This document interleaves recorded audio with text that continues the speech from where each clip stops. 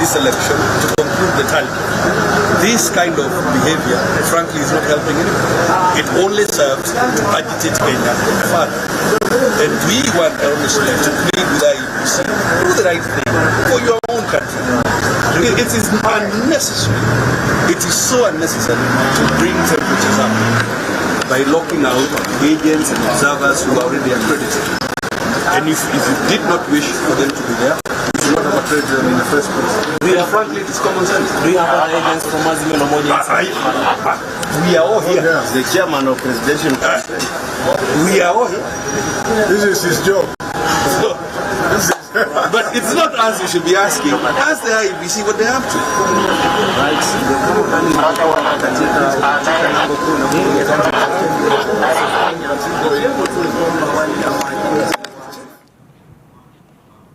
All right, live pictures there outside the Bomas of Kenya, where we're seeing Laikipia Governor Nderitu Mureithi. He's still the Laikipia Governor, though he lost that seat to Joshua Irungu of UDA, saying that they wanted to be given access into the Bomas of Kenya. They seems to have been blocked out there. You can see James Orengo, CI Governor-elect.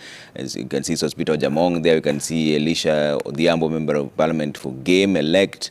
All of them trying to make their way into the Bomas of Kenya, but that has been stopped. So, Eric, when you see such scenes, what comes to your mind? Because now there was a direct pronouncement by the IEBC chairperson that all who are not significant personnel are not supposed to be at the Bomas of Kenya.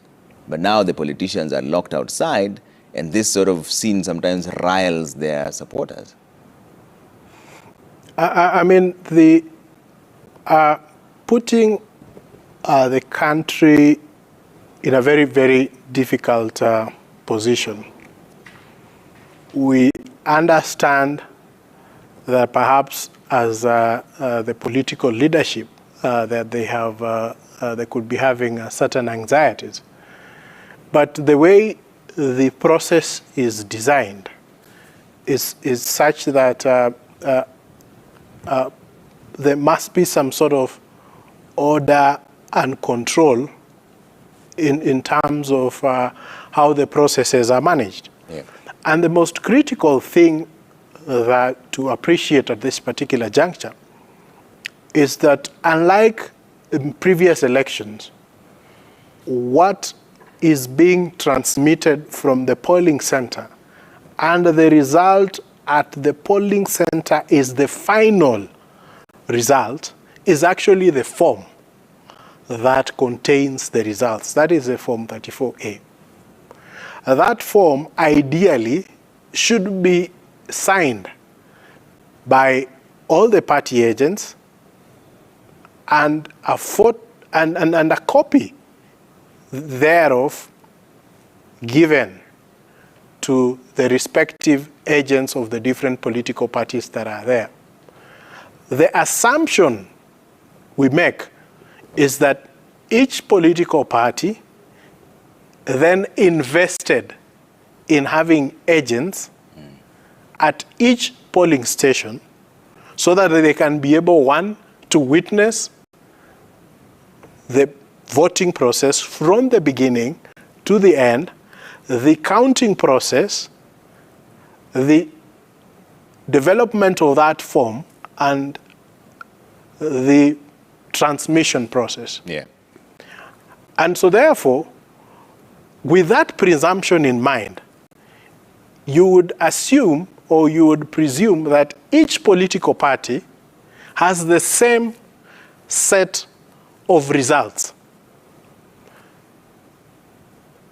Beyond that, in the event that the political parties may not have had an agent at each and every polling station, there is also the public portal which contains all the Form 34As that were sent from the different polling stations.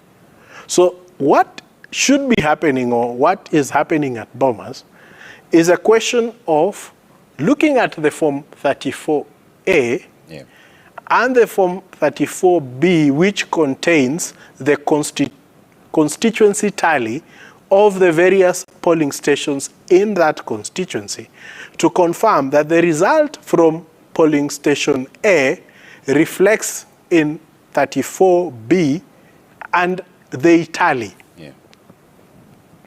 So when we understand that that is the process, then what we should be concerned with and what each political party should be concerned with is having agents at the tallying center, Yeah.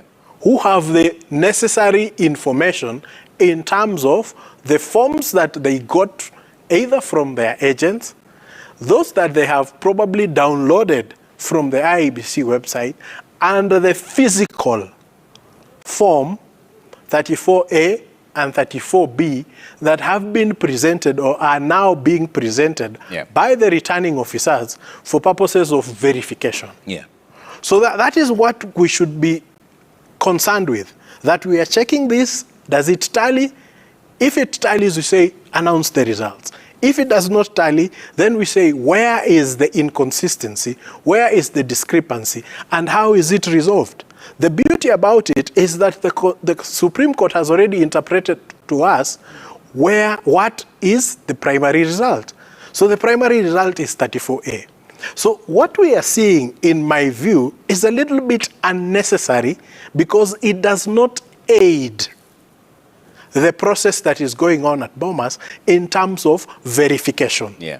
What it only does is that it is raising temperatures unnecessarily. So as long as there are sufficient facilities afforded to the political parties to verify those results, I think that it would be prudent, given our history, that we avoid raising temperatures and we allow this process to go on.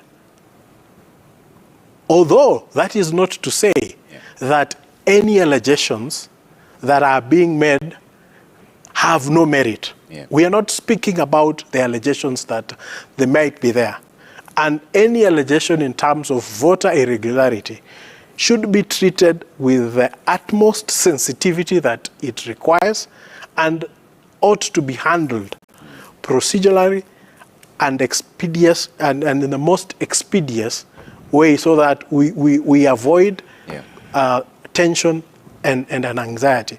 But I think that if then you allow a significantly heavy presence of political actors, given the way we have passion for the leadership, then it might affect the integrity of the verification process. Yeah. And so IEBC also ought to be given the leeway to be able to control its own processes by saying, yes, you want access, we will give access, and because they have a way of giving access through accreditation.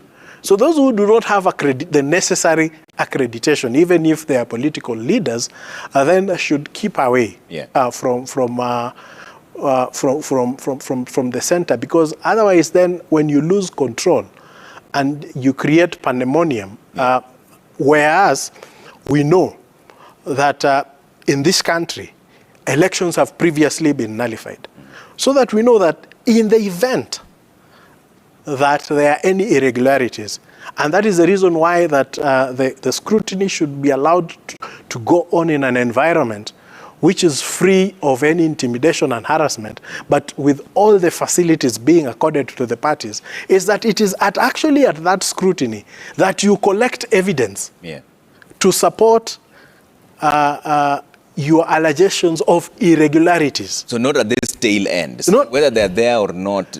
Yes, and I'm also saying that at that stage of verification, if there are any discrepancies, you want your agents to be there to note the discrepancies and collect that evidence and probably give it to either the chief agent or to the party lawyers, so that we can say, you see, our forms are saying this, the forms that they have are saying this is a discrepancy, and please note it for purposes of taking action on it in the event that it is not resolved to your satisfaction. Yeah, but having been an observer before, should IBC have preempted this and stopped them pronto before? You know, before that they were allowed. And then a day later, that's when Chebukati said that now we want the politicians out of this, making it seem like there was something there. Should they have just made this clear from the onset that we only want the agents, ROs, deputy ROs, period, instead of changing midway after realizing that there was a bit of a fracas there? Of course, that is a fault on their part. But we always say that, two faults do not make a right. And so therefore, suppose that they just extended goodwill. Yeah. And then they've realized that the goodwill is affecting their ability to discharge their functions, then they have every right to say that we will not extend this goodwill because it was extended, but now it is affecting our ability to work. But of course, the right and proper thing would have been, because, for example, myself and a few members of the Law Society have accreditation to observe at the Tallying Center, and we freely move in and out because of that accreditation. So perhaps they should have done it in a much neater way, so that you only allow someone who is accredited to get into the Tallying Center. But that said and done, I think for me, the most critical issue that is happening at the Tallying Center is actually a constitutional requirement that you must verify the tallies that have come from the polling center.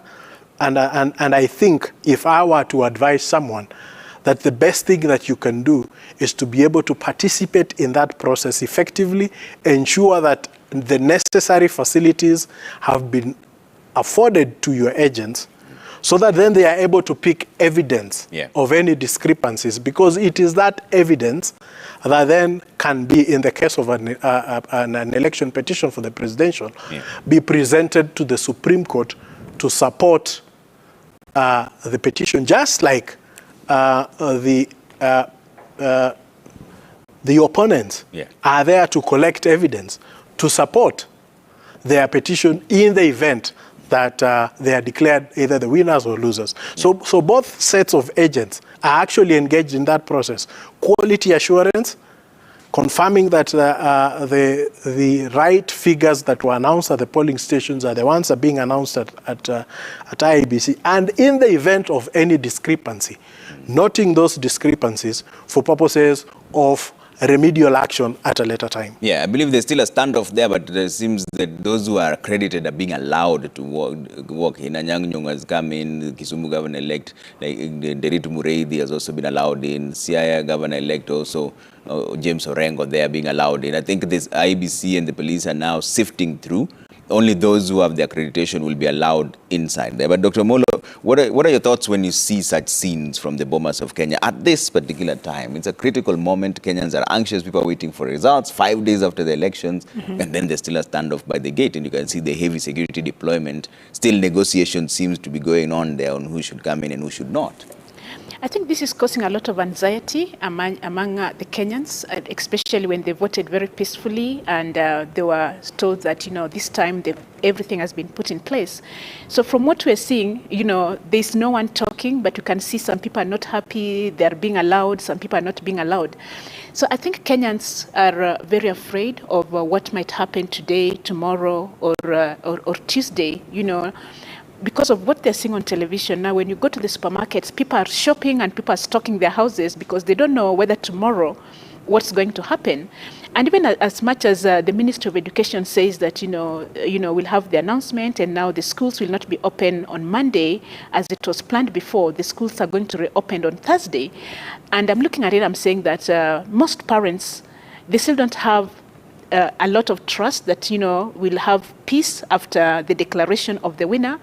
And you'll find most parents still keeping their children in the house. I can imagine with this kind of situation, how does a parent think that you'll send your child to school in Mombasa or your child will return to school in Malaba?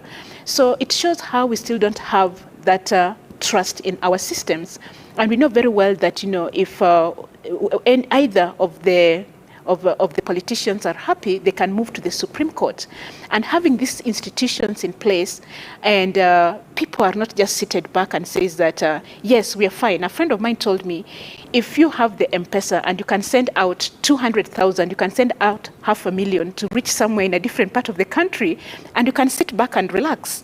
But this is because we don't have enough trust in our system, and that's why you're seeing all these politicians on both sides and trying to get in and getting out. So it's really don't really help in reducing the anxiety that the ordinary mwananchi already has. Yeah, I think they've now been allowed to come into the Bomas of Kenya there. They've not addressed the media in any way. We're keeping an eye on them to see how far they go. That's been sifted through. Everybody who's been accredited are the ones who've been allowed in there. But we want to talk about the Chapter 6 of the Constitution, leadership and integrity. Why has this been such a difficult thing to implement in this country? Or is it because integrity itself is a gray area? It comes with perception. Well, you know, if you are making the law, it's highly unlikely that you will legislate something that is going to be harmful to yourself. And when you look at the Leadership and Integrity Act,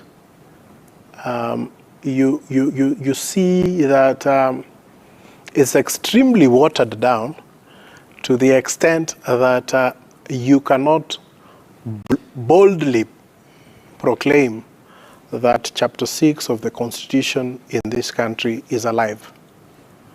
I think it is in ICU or HDU, but it is not alive. And there's a need for a conversation around that area, especially after the elections are done. We need to review some of the decisions that have come from the courts with regards to the question of leadership and integrity. Look at the enforcement and mechanisms that are under the Act, and actually ask ourselves whether we truly believe in Chapter 6 of the Constitution, and try and infuse an element of law reform to bring some robustness and to inject some life into Chapter 6 of the Constitution. Yeah. Dr. Molo, what do you think? How can we fix this and ensure that integrity becomes central? And as much as having that Chapter 6 leadership and integrity is there, nobody seems to be, there's no measure, there's no yardstick to it. Mm-hmm, mm-hmm. Yes, I think when it comes to leadership, that Chapter 6, I think at the moment what is lacking is the implementation, because even if you see corruption at the high political level, most of the time you'll be punished depending on which side of the political divide you are in. So if Kenyans are looking at the top level whereby people are getting away with corruption, people are getting away with looting public funds, then how are you going to implement it at the local level? And even when we had our devolved governance, we are seeing that, at the county level, there's high levels of corruptions and people appear in court, but you never see the end result of that kind of a process. So this is something that we'll really have to reflect on it. And the new leader, the new president will really show us that they're really committed to accountability. They really want accountability in the system, and they want to clean it up, and we want to sanitize the process, and that's something which is not easy to do. Yeah, but how much of this is to blame on the institutions, especially the judiciary, for example? Most people have said that the judiciary is the weakest link when it comes to serving justice here in Kenya. Do you agree, first of all? I don't agree with that assessment, because you see, the judiciary is at the tail end. The judiciary is not an implementer. What the judiciary does is actually have a quality assurance mechanism that in the event of a prosecution, that the person who's been brought there actually deserves to be prosecuted. So there are challenges there, obviously. I think to a certain extent also, some of the decisions that have come from the courts have also been of low quality to the extent that you actually tend to think that they have been motivated by other factors other than the merits of those cases. But that said and done, the most unfortunate situation that we are in is that for the last few years, the fight against corruption had been weaponized.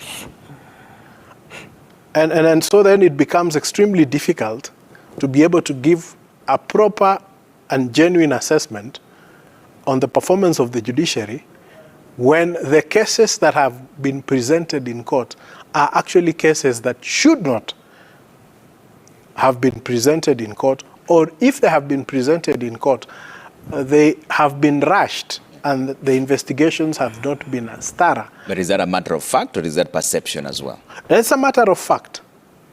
It is a matter of fact because when the cases are going on and there is no evidence, or where after such high profile a presentation of charges,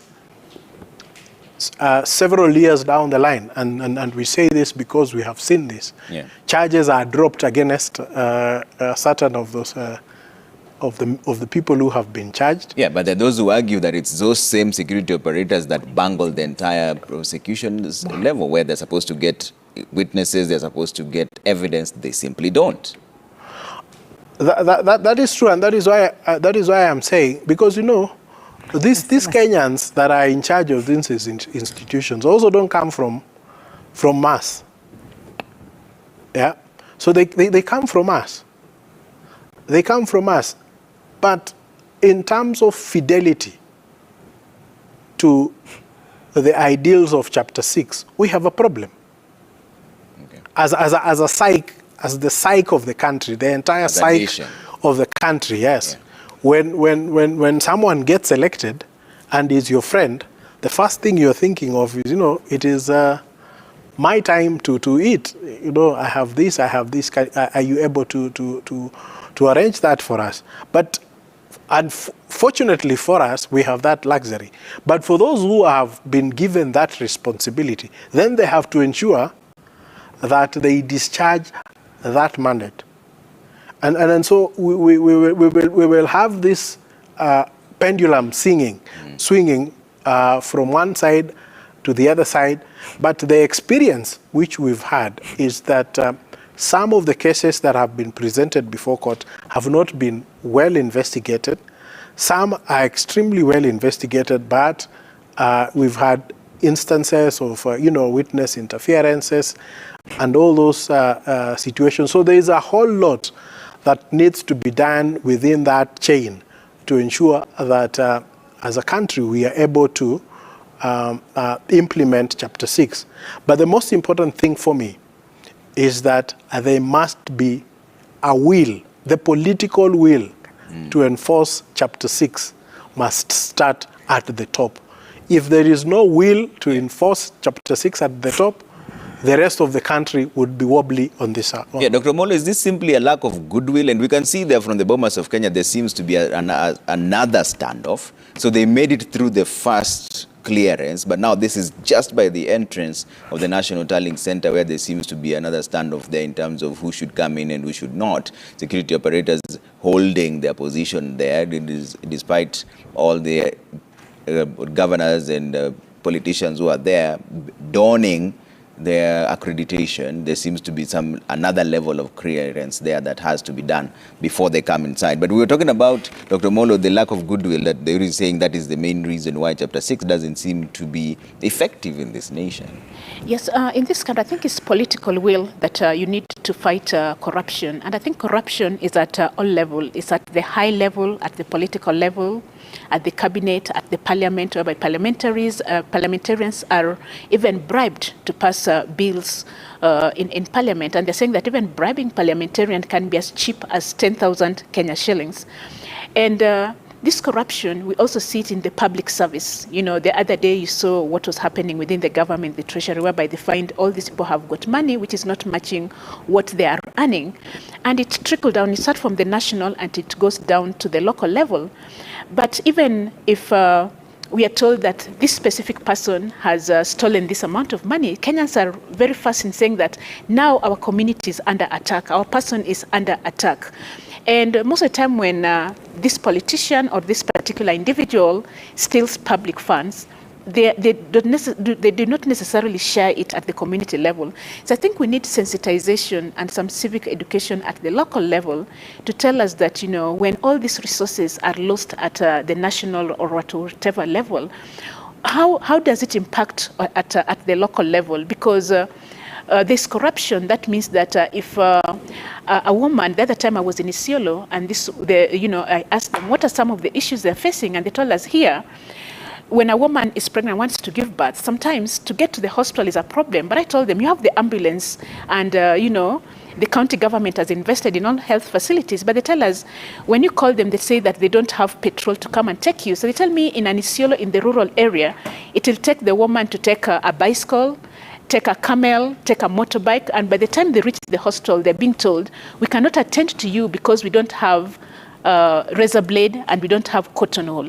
So if we had a system which was working really well, then even at the local level or whatever part of the countries, we'll be having health facilities which can serve the local populations.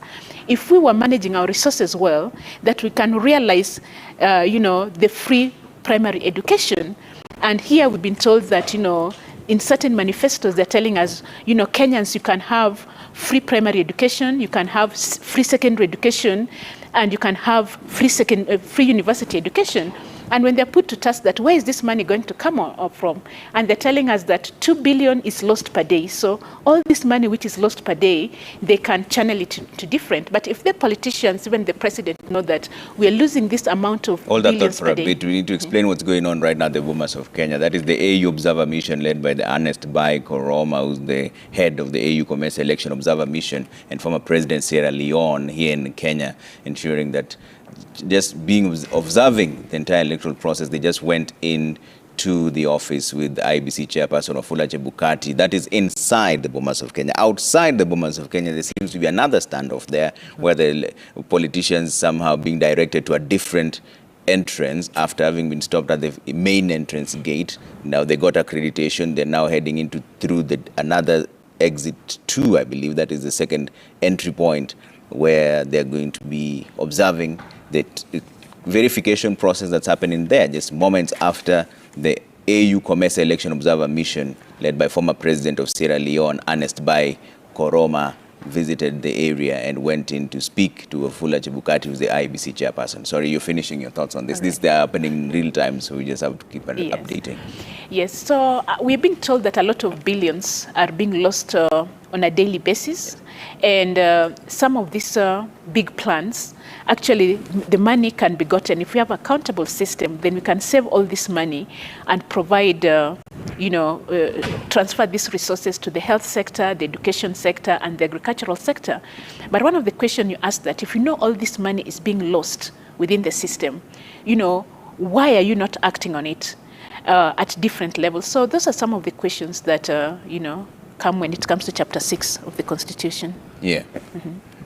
So going forward, Deuri, what then should be implemented in terms of ensuring that both the people and the politicians are held to account? Should there be a change in the law to tighten this much more? What happens there now? And by the way, you can see that is a holding room. They've not been allowed into the tallying center. The politicians are being held in one of the holding rooms at the Bomas of Kenya. I believe that seeking clearance before they head into the tallying center. Trevor, kidogo nadhani kabla wakili ya kujibu hilo swali lako, kama tulivyoona pale utaona viongozi, kuna usalama wa hali ya juu IBC imeweka, yani watu wasiingie mule ndani. Kuna mtu hapa anauliza, Amazo amesema hongera kwa IBC kwa kuweka mikakati hiyo ya usalama, lakini mbona mikakati kama hii ya usalama haikuwekwa katika nyanjani kule kuhakikisha kwamba vile visa ambavyo vilikuwa vinashuhudiwa havikushuhudiwa? Pengine maoni yako ni yapi kuhusiana na swala hilo? Manake hapa ndio kilele, lakini tunaona usalama uko sawa. Kule ambako kulikuwa kumeripotiwa michakato mingi imetokea, hakukuwa na usalama huo hadi juu. Sijui ni sehemu gani hizo, lakini kwa maoni yangu katika uchaguzi huu polisi wameweza kuonyesha restraint standards, restraint and standards ambazo si za kawaida. Wamefanya kazi nzuri kwa zile stations, especially zile stations ambazo tulikuwa tunafanya observation. Walifanya kazi nzuri sana, na ripoti ambayo tulitoa kama Law Society ya Observation tuliwapongeza kwa kazi nzuri. Wamejaribu sana kuonyesha political neutrality, sana kuonyesha professionalism, na hata hapa kwenye ili jukwaa ukiona vile wanafanya kazi ni they are giving security to everyone. So nadhani walifanya vizuri, lakini nao unajua visa pia haviwezi kosa kutokea kwa sababu elections ziko na emotions mingi sana, so visa vitatokea, lakini generally speaking ukiangalia, ukilinganisha hii election na election ya 2017, polisi wameweza kufanya kazi nzuri sana kuliko vile ilivyokuwa miaka iliyopita. Hai, nadhani daktari alikuwa anazungumza kitu kabla nimkatize, pengine achukue fursa hii kuendelea naye. Yeah, we're talking about making sure that integrity is central in the entire process and in the nation as well. What needs to be done? Should there be an amendment in the laws, or what happens now? How do we entrench this in the nation? As a law society, one of the things which we have purposed to undertake after this electoral process is to actually have an audit of the efficacy of Chapter 6. We intend to have a national conversation around this area so that we can look at Chapter 6, we can look at the attendant laws that have been promulgated pursuant to Chapter 6, and the history of our enforcement, to try and see where have we got it right and where have we got it wrong. And if then we need to amend the law, then we carry out that amendment. There's been a lot of discussion among our colleagues that one of the things that we did was to give integrity as a provision with the right hand and then take it away with the second, by making this rider that for as long as you have a right of appeal, then you can still vie. So that is something that we want to look at, and we all know the history of it because we came from, we promulgated our constitution coming from a history of a very repressive regime. So maybe the conversation should be that having made some strides in terms of freeing our institutions from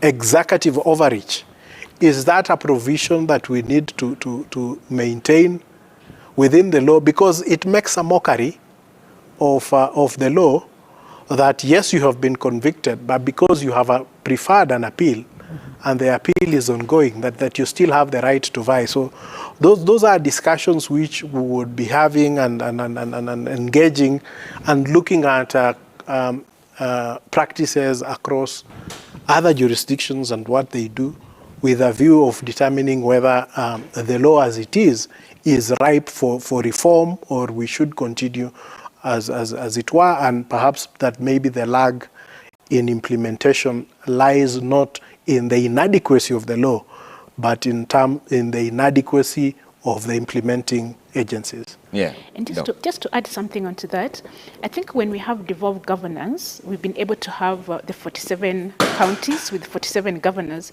and actually we can pick up some counties which have tried to be more transparent and accountable to the people.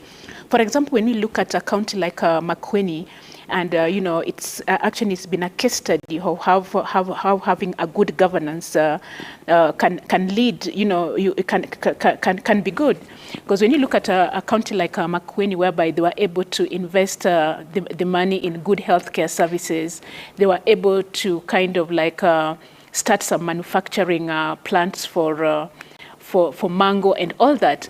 But you could also just pick some counties whereby all the time they were on the headlines, they were kind of corruption all the time. So actually sometimes accountability and actually eradicating corruption starts at the leadership. It can be the leadership at the county level. It can also be the national level. So everything we're going to do is not about the law. What about creating that culture of accountability? How can we go to our school and tell children that, corruption is not a good thing? And someone said currently in Kenya here, you can just sit back and say, that one is my relatives. You see all those apartments, he owns them. But when you're telling the story, someone asks you, what does your relative do? Actually, the income of your relative and the investment does not match, and we take it to be something which is very normal. So we also have to have a culture change. Okay, so it's a culture change that we need on that. But what you did mention, the issue around the corridors of justice, which some people say the weakest link. Of course, they wouldn't agree. He's the LSK president. But what do you think? Is the judiciary the weakest link? Dr. Molo. Yeah. It was not addressed. Yes, I think the judiciary can also be a weak link. There's been a lot of reforms in the judiciary system, and Kenyans were starting to have more confidence. But you still have this say that, if you can hire a judge, then why can't you hire a lawyer? And actually, when you look at the local level, if you are at the village level and you're found stealing a chicken, definitely you'll go through the court processes and everything. But if you steal lots of billions, you find that that case won't go everywhere. You're able to get the best lawyers, and we're even saying that you can still be able to kind of bribe the judges. So as much as we've had reforms in the judiciary, that trust in the judiciary is not still very high. So that's an area that we need to look at as we go ahead. Yeah, this research that you want to do, will it also capture the role of the judiciary in the entire process, and maybe possibly suggest timelines so that we don't have to drag cases for that long?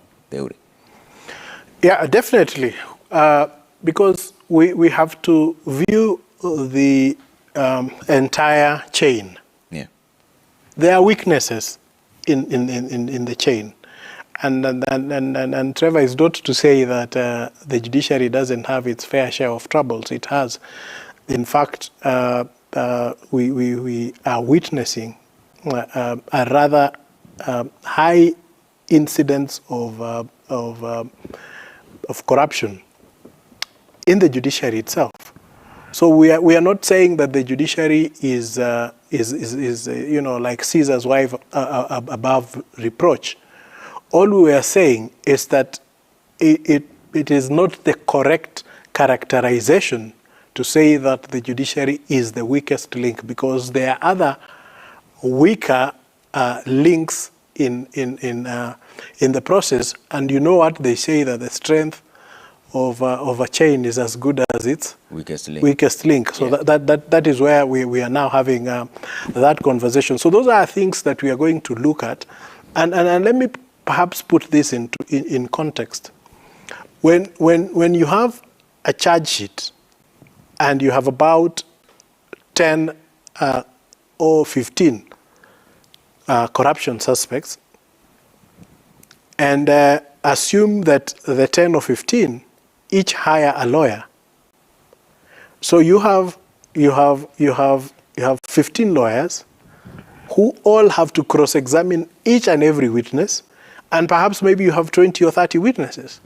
So even if you were to do this case on a day-to-day basis, it is not even logically possible to conclude it within a year. Yeah. So the question of timelines, of course, is something that has concerned us, the length of time that it takes.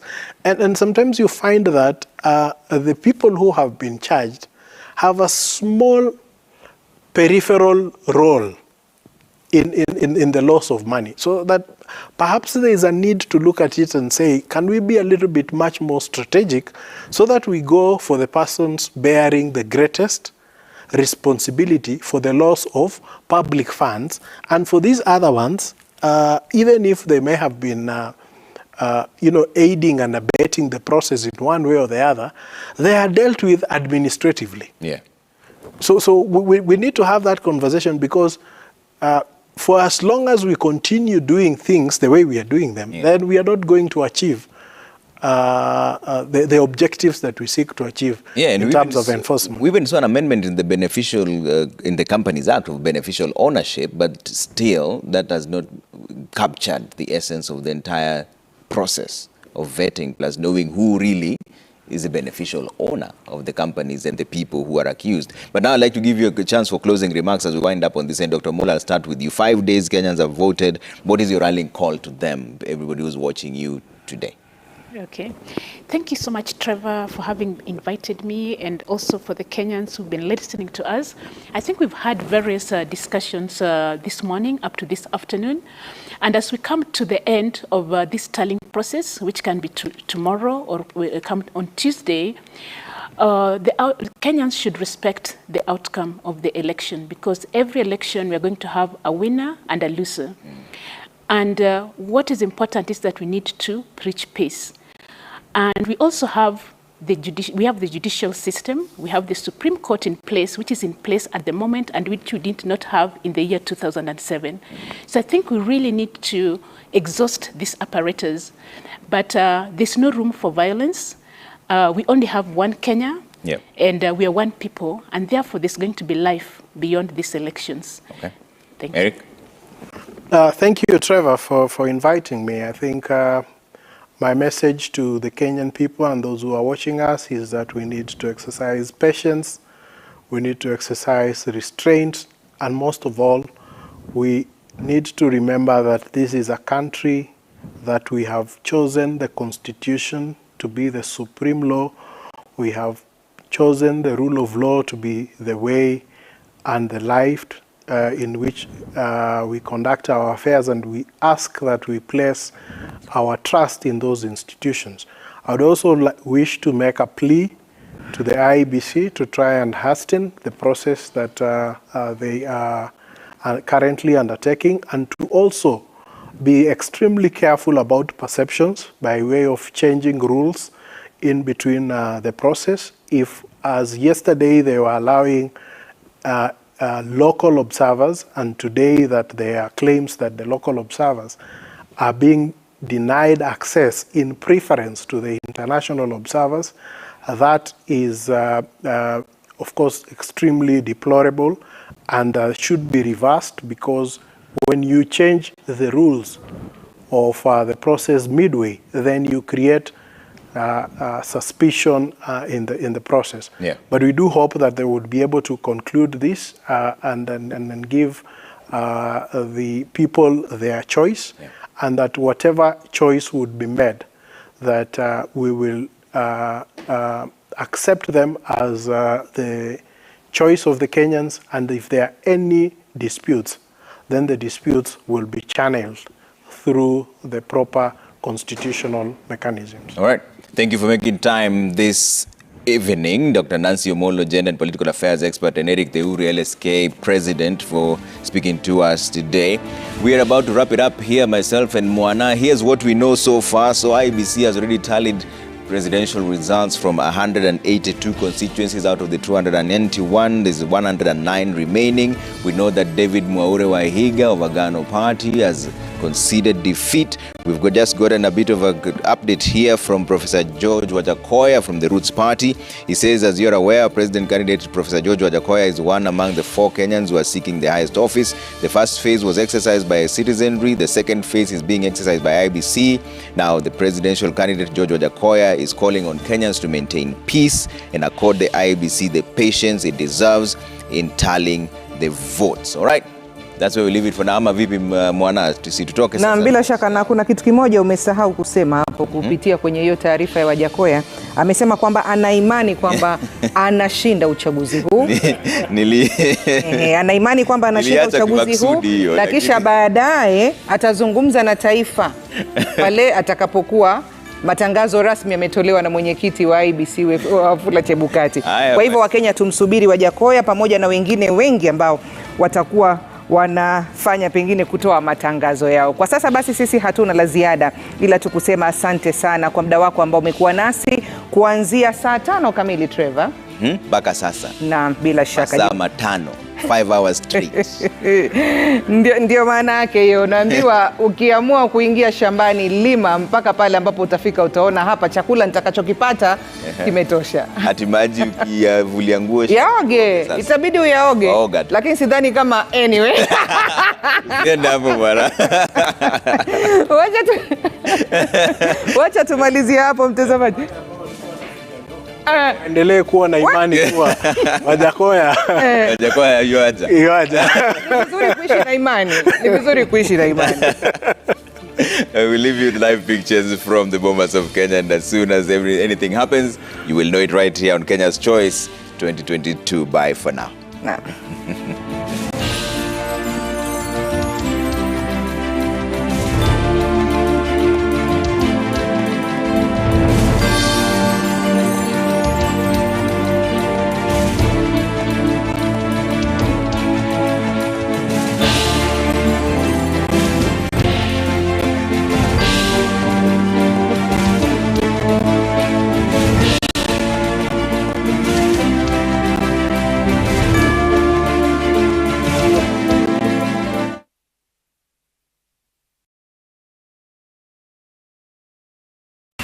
Mateso, nimepigwa faini sababu ya bima kuisha. Hukunikumbusha, lazima unirudishie hii faini. Pole, ila nilikukumbusha kwa SMS. Itakuwa network yako mbovu. Unanilaumu bure. Wewe Mateso, kitambi chako hakiishiwi visingizio. Uzembe wako isiwe kero kwangu. Nahitaji bima sasa hivi. Jioni hii niko mbali.